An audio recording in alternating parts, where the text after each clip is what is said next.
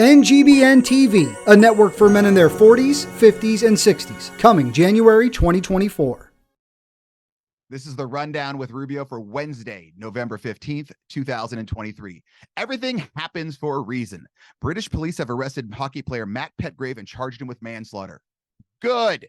This should have happened 2 weeks ago when this case was really hot. Basically, if you remember, we covered it about a week and a half ago, 2 weeks ago. This hockey player, Matt Petgrave, who had the most penalty minutes in this European Hockey League last year, is going by skating and decides to judo kick some guy in the throat. His name was Adam Johnson. He ended up dying after this. And he forgets that there's a machete on the bottom of his hoof, hits Adam's throat. Boom, game over. Blood everywhere. It looks like they filled up a Home Depot bucket of blood, poured it all over. And Adam, the injured hockey player who's now dead, ended up skating back to the bench. It was game over. That's the worst part about it. The second worst part is Matt Petgrave went to the arena last night, or 2 nights ago, excuse me, and was giving a standing ovation. What in the hell are you thinking? If you gave him a standing ovation after he literally killed a person, and I don't think he did it on purpose. I think he was just going to be an ass and do a big kick to the face. But the fact that once he did kick him, he had no remorse, didn't say anything. He was like, oh, I'm getting death threats now. Oh, yeah, think? What do you think, man? The fact that he got a standing ovation, there's only 2 reasons for it. Either you really love your hockey team that much, which you need to tone it down about 90%, or you're afraid to be called a racist because Matt Petgrave is black. So it's one of those two. That's the only options you have, because this is just not a good human being. I'm glad he gets arrested. And the third worst part about it is the news story are just saying man arrested, okay? And they're not even saying his name. And then they're showing photos of like a white guy getting arrested. What is happening here? Why can't they just show the actual image of who it is? He's on a hockey team. There's a roster photo that's easily presentable.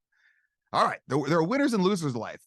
The new Marvel Cinematic Universe movie, The Marvels, opens with the worst box office numbers in Marvel history to $47 million. Okay, sounds like a lot, but it cost $200 million to make it and $100 million to advertise it. So this movie is losing a lot of money already right out of the gate. A lot of people are saying it's because it's an all-woman cast and it's trying to push very, very woke, quote-unquote, themes. Let me give you directors and producers and all that, a little bit of history on animation movies, or action movies, excuse me, I'm so excited. They want action. They don't need a super big plot line. If you've ever watched Fast and the Furious 1 through 700 or any James Bond movies, there's a little bit of a plot line, but you don't have to be Good Will Hunting to figure them out.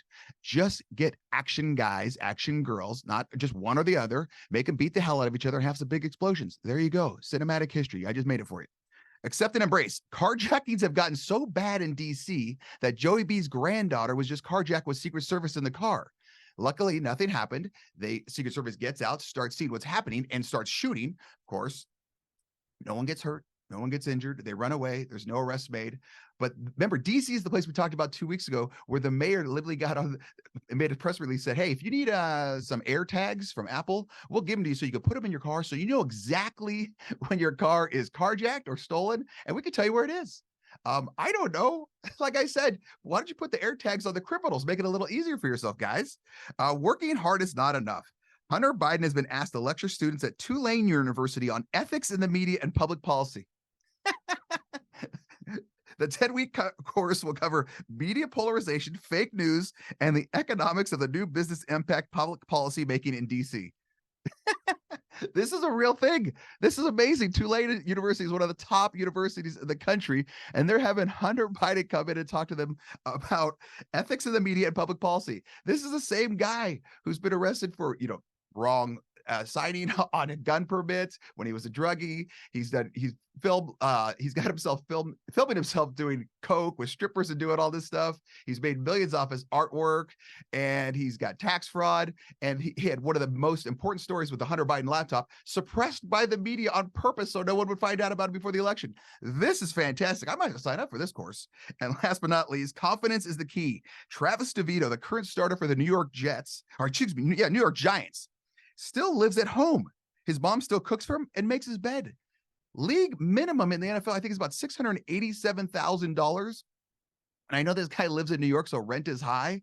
Get out of your mom's house, man. Give them a break. You got to be 25 to 30 years old. At this point, you graduated college. Go, get out on your own. I mean, it's cool that your mom still cooks and makes your bed, but Jesus, get out. What's your 5-year plan here, my gosh? All right, man. If anyone has any questions or comments, you can email Rubio at therubiomethod.com.